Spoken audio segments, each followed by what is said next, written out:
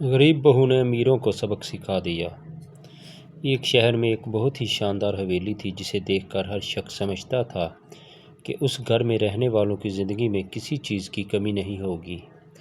اونچی دیواریں، بڑا سا دروازہ، قیمتی گاڑیاں، خوبصورت فرنیچر اور ہر کمرے میں آسائش کا سامان موجود تھا۔ اس حویلی کا مالک حاجی سلیم ایک بہت امیر کاروباری شخص تھا۔ شہر میں اس کی کئی دکانیں اور بڑے بڑے کاروبار تھے۔ لوگ اس کی دولت کی مثالیں دیا کرتے تھے، لیکن دولت کے ساتھ ساتھ اس کے دل میں غرور بھی بہت بڑھ گیا تھا۔ حاجی سلیم کی بیوی نسرین بیگم بھی اپنے شوہر کی دولت پر بہت ناز کرتی تھیں۔ انہیں غریب لوگ بالکل پسند نہیں تھے۔ اگر کوئی غریب ان کے گھر مدد مانگنے آ جاتا تو وہ دروازے پر کھڑے ہو کر کہہ دیتیں، یہاں روز روز مانگنے والے آتے رہتے ہیں، جاؤ کسی اور جگہ سے مانگو۔ ان کا ایک بیٹا تھا، حمزہ۔ حمزہ پڑھا لکھا، سمجھدار اور نرم دل نوجوان تھا۔ وہ اپنے والدین کے برعکس غریبوں کی عزت کرتا تھا۔ ایک دن حمزہ اپنے کاروباری کام سے دوسرے شہر گیا۔ واپسی پر راستے میں اس کی گاڑی خراب ہو گئی۔ قریب ہی ایک چھوٹا سا گھر تھا۔ حمزہ مدد لینے کے لیے وہاں پہنچا۔ دروازہ ایک غریب مگر باوقار لڑکی نے کھولا۔ اس کا نام عائشہ تھا۔ گھر بہت سادہ تھا لیکن صفائی ایسی کہ ہر چیز اپنی جگہ پر رکھی ہوئی تھی۔ عائشہ نے حمزہ کو پانی دیا اور اس کے لیے مکینک کا انتظام کیا۔ حمزہ نے دیکھا کہ گھر میں غربت ضرور تھی لیکن شکر اور سکون بہت تھا۔ باتوں باتوں میں حمزہ کو معلوم ہوا کہ عائشہ کے والد کئی سال پہلے وفات پا چکے تھے اور وہ اپنی بیمار والدہ کے ساتھ رہتی تھی۔ گھر کا خرچ چلانے کے لیے وہ سلائی کرتی تھی۔ حمزہ اس کی سادگی، حیا، سمجھداری اور دوسروں کی مدد کرنے کے جذبے سے بہت متاثر ہوا۔ کچھ عرصے بعد حمزہ نے اپنے والدین سے کہا کہ وہ عائشہ سے شادی کرنا چاہتا ہے۔ یہ سن کر نسرین بیگم کے ہاتھ سے چائے کا کپ تقریباً گر گیا۔ کیا کہا تم نے؟ ایک غریب لڑکی سے شادی ہمارے گھر میں؟ حاجی سلیم نے بھی سخت لہجے میں کہا۔ بیٹا، ہمارے خاندان کی عزت ہے، ہمارا مقام ہے، ہم کسی غریب گھر کی لڑکی کو اپنی بہو نہیں بنا سکتے۔ حمزہ نے بہت ادب سے جواب دیا، ابو جان، انسان کی عزت اس کے لباس، گھر اور دولت سے نہیں بلکہ اس کے کردار سے ہوتی ہے۔ میں نے عائشہ میں وہ خوبیاں دیکھی ہیں جو لاکھوں روپے خرچ کر کے بھی نہیں خریدی جا سکتیں۔ لیکن والدین نے بہت مخالفت کی۔ حمزہ نے آخرکار انہیں سمجھایا اور کچھ عرصے بعد عائشہ کی شادی حمزہ سے ہو گئی۔ عائشہ جب پہلی بار اس بڑی حویلی میں بہو بن کر آئی تو اس کے پاس نہ قیمتی کپڑے تھے، نہ زیورات کی بڑی الماری اور نہ ہی مہنگی گاڑی۔ اس کے پاس صرف ایک چھوٹا سا صندوق تھا جس میں چند کپڑے، اپنی ماں کی دی ہوئی ایک تسبیح اور قرآن پاک کا ایک پرانا نسخہ تھا۔ نسرین بیگم نے اس صندوق کو دیکھا تو طنزیہ مسکراہٹ کے ساتھ بولیں، بس یہی سامان ہے تمہارا؟ عائشہ نے مسکرا کر کہا، جی امی جان، میرے پاس زیادہ تو نہیں لیکن جو کچھ ہے اللہ کا دیا ہوا ہے۔ نسرین بیگم نے کہا، اس گھر کے طور طریقے سیکھنے میں تمہیں بہت وقت لگے گا۔ عائشہ خاموش رہی۔ دن گزرتے گئے۔ عائشہ صبح جلدی اٹھتی، گھر کے کاموں میں ہاتھ بٹاتی، ساس سسر کا خیال رکھتی اور ہر کام خوش دلی سے کرتی، لیکن نسرین بیگم کو اس میں بھی خامیاں نظر آتیں۔ ایک دن عائشہ نے دیکھا کہ حویلی کے باہر ایک بوڑھی عورت کھڑی ہے۔ اس کے کپڑے پرانے تھے اور وہ بھوک سے کمزور دکھائی دے رہی تھی۔ عائشہ نے فوراً باورچی خانے سے کھانا لیا اور اسے دے دیا۔ نسرین بیگم نے یہ منظر دیکھ لیا۔ انہوں نے غصے سے کہا، تم نے میرے گھر کا کھانا کسی اجنبی کو کیوں دے دیا؟ عائشہ نے آہستہ سے جواب دیا، امی جان، وہ بھوکی تھی۔ کھانا اللہ نے دیا ہے، اگر کسی بھوکے کے کام آ جائے تو شاید ہمارے لیے بھی رحمت بن جائے۔ نسرین بیگم نے سخت لہجے میں کہا، تمہیں بہت جلدی نیکی کا شوق چڑھ گیا۔ یاد رکھو، گھر دولت سے چلتا ہے، جذبات سے نہیں۔ عائشہ خاموش ہو گئی، لیکن اس نے دل میں اپنی ساس کے لیے بد دعا نہیں کی۔ ایک رات حاجی سلیم کو اچانک شدید تکلیف ہوئی۔ گھر میں سب گھبرا گئے۔ حمزہ شہر سے باہر تھا، نسرین بیگم رو رہی تھیں اور کسی کو سمجھ نہیں آ رہی تھی کہ کیا کیا جائے۔ عائشہ نے فوراً ایمبولینس بلائی، حاجی سلیم کو ہسپتال پہنچایا اور پوری رات ان کے پاس بیٹھی رہی۔ ڈاکٹر نے بتایا کہ ان کی حالت خطرناک ہے اور فوری علاج ضروری ہے۔ علاج کے لیے بڑی رقم درکار تھی۔ نسرین بیگم کے پاس زیورات تھے، مگر اس وقت انہیں نقد رقم کی ضرورت تھی۔ حمزہ بھی ابھی واپس نہیں پہنچ سکتا تھا۔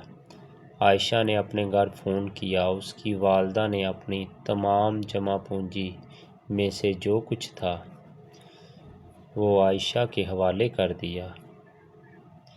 عائشہ نے وہ رقم ہسپتال میں جمع کروا دی۔ کچھ دن بعد حاجی سلیم کی حالت بہتر ہوئی۔ جب انہیں معلوم ہوا کہ ان کی جان بچانے کے لیے جس رقم کا انتظام ہوا تھا وہ عائشہ کی غریب ماں نے اپنی زندگی بھر کی جمع پونجی سے دی تھی، تو ان کی آنکھوں میں آنسو آ گئے۔ انہوں نے عائشہ سے کہا، بیٹی، میں نے تمہیں غریب سمجھ کر اس گھر کے قابل نہیں سمجھا تھا، لیکن آج مجھے معلوم ہوا کہ اصل امیری کیا ہوتی ہے۔ عائشہ نے ان کا ہاتھ پکڑ کر کہا، ابو جان ایسا نہ کہیں، دولت اللہ کی نعمت ہے، بس انسان کو اسے اپنے دل میں نہیں بلکہ اپنے ہاتھ میں رکھنا چاہیے۔ حاجی سلیم کچھ نہ بول سکے، لیکن کہانی یہاں ختم نہیں ہوئی۔ چند ماہ بعد حاجی سلیم کے کاروبار میں بہت بڑا نقصان ہو گیا۔ ایک شریک نے ان کے ساتھ دھوکہ کیا اور ان کی کئی جائیدادیں قرض میں چلی گئیں۔ جو لوگ کل تک ان کے ارد گرد گھومتے تھے وہ ایک ایک کر کے دور ہونے لگے، فون بند ہونے لگے، دوست غائب ہونے لگے اور رشتہ دار بہانے بنانے لگے۔ حاجی سلیم پہلی بار سمجھ رہے تھے کہ دولت کے ساتھ آنے والے بہت سے لوگ دراصل دولت کے ساتھ ہی ہوتے ہیں۔ ایک دن گھر میں راشن تک ختم ہو گیا۔ نسرین بیگم پریشان بیٹھی تھیں۔ انہوں نے کہا، اب کیا ہوگا؟ عائشہ خاموشی سے باہر گئی اور کچھ دیر بعد واپس آئی۔ اس کے ہاتھ میں راشن کے تھیلے تھے۔ نسرین بیگم نے حیرت سے پوچھا، یہ کہاں سے آیا؟ عائشہ نے کہا، میں نے اپنی سلائی کا کام دوبارہ شروع کیا ہے۔ کچھ پرانے گاہکوں نے کپڑے دیے تھے، اس سے جو رقم ملی اس سے راشن لے آئی۔ نسرین بیگم کی آنکھیں جھک گئیں۔ جس بہو کو وہ کبھی غریب لڑکی کہتی تھی، آج وہی مشکل وقت میں پورے گھر کا سہارا بن رہی تھی۔ لیکن ایک اور حیرت باقی تھی۔ عائشہ نے اپنے شوہر حمزہ سے کہا، ہمیں دوبارہ کاروبار شروع کرنا چاہیے، مگر اس بار ایسا کاروبار جس میں صرف منافع نہ ہو بلکہ لوگوں کے لیے روزگار بھی پیدا ہو۔ حمزہ نے اس کی بات مان لی۔ دونوں نے مل کر ایک چھوٹا سا کاروبار شروع کیا۔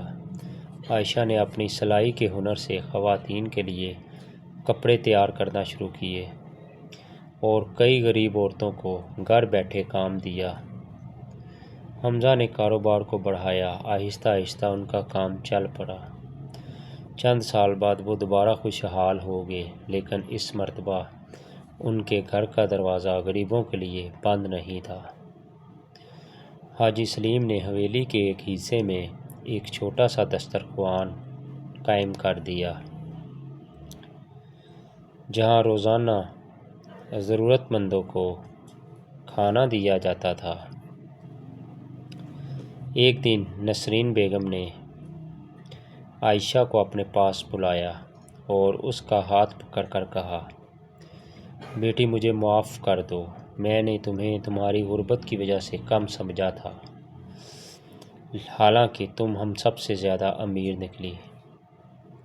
عائشہ نے مسکرا کر کہا، امی جان آپ میری بڑی ہیں، ماں اپنے بچوں سے معافی نہیں مانگتی، انہیں دعائیں دیتی ہے۔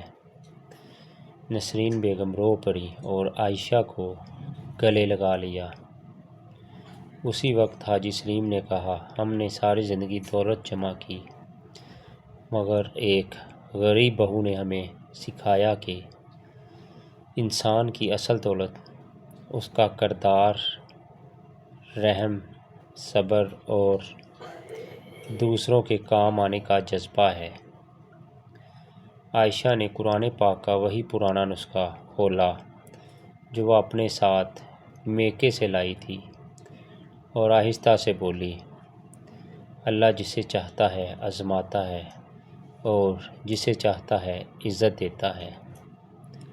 انسان کو صرف یہ دیکھنا چاہیے کہ آزمائش میں اس کا کردار کیا رہتا ہے۔ اس دن کے بعد اس حویلی میں ایک اصول بن گیا، کسی انسان کو اس کے لباس، گھر، دولت یا غربت سے نہیں پرکھا جائے گا، کیونکہ کبھی کبھی جس شخص کو ہم غریب سمجھ کر نظر انداز کر دیتے ہیں، اللہ کے نزدیک وہی شخص ہمارے لیے سب سے زیادہ قیمتی ہوتا ہے۔ اور یہی اس کہانی کا سب سے بڑا سبق ہے کہ دولت انسان کو بڑا گھر دے سکتی ہے، لیکن بڑا دل نہیں دے سکتی۔ بڑا دل انسان اپنے کردار، رحم، شکر اور دوسروں کے ساتھ حسن سلوک سے بناتا ہے۔ اگر آپ کے پاس دولت ہے تو اسے اپنے غرور کا سبب نہ بنائیں، کسی ضرورت مند کی مدد کا ذریعہ بنائیں۔ اگر آپ غریب ہیں تو اپنی غربت کو اپنی کمزوری نہ سمجھیں، کیونکہ عزت اللہ کے ہاتھ میں ہے۔ آج جس شخص کے پاس کچھ نہیں، کل وہی کسی کے لیے سب کچھ بن سکتا ہے۔ کسی کو اس لیے حقیر نہ سمجھیں کہ وہ غریب ہے، کیونکہ انسان کی اصل قیمت اس کی جیب میں نہیں، اس کے دل میں ہوتی ہے۔ ناظرین، ہماری مزید اچھی اچھی ویڈیوز کو دیکھنے کے لیے ہمارے چینل کو سبسکرائب کریں، لائک کریں، شیئر کریں۔ اللہ آپ سب کے لیے بہت بہت ثانیہ پیدا فرمائے۔ بہت بہت شکریہ۔ اللہ حافظ۔